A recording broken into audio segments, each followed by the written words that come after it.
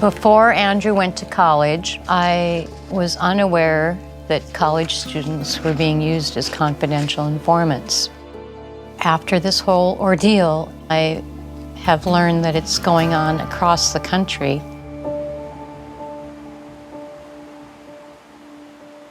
Why does this have to happen? They shouldn't use our children, because that's what they are. Even though they're over 18, they shouldn't be allowed to be confidential informants.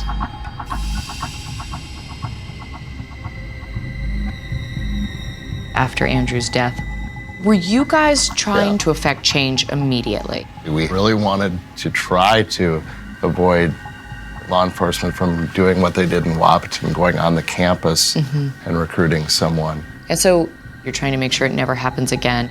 Right. We know that this is happening in other communities. And so how much research did you guys do into other CI cases nationally? Quite a bit. There was Rachel's Law down in Florida.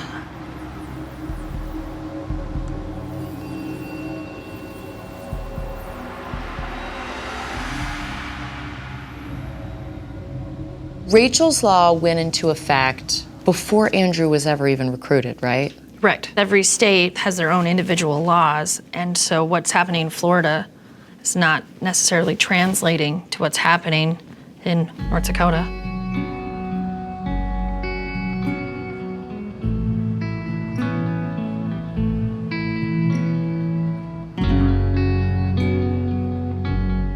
Was law enforcement actively working against this bill?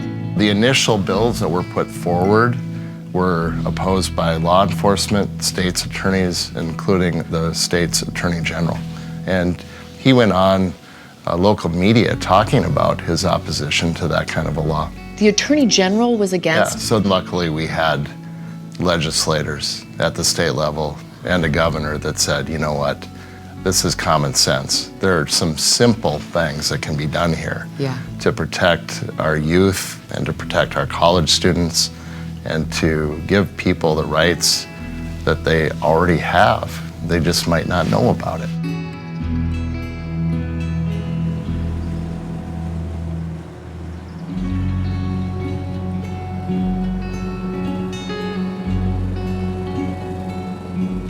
If this law was on the books, would Andrew be alive? Yes. After Andrew's Law got passed, other states have been looking at it to make it a national law. The risk of letting it go unregulated is more of Andrew's deaths. You want to lose your children over something ridiculous, then yeah, let the CIs go unregulated like this. If you don't, get Andrew's Law passed in your state.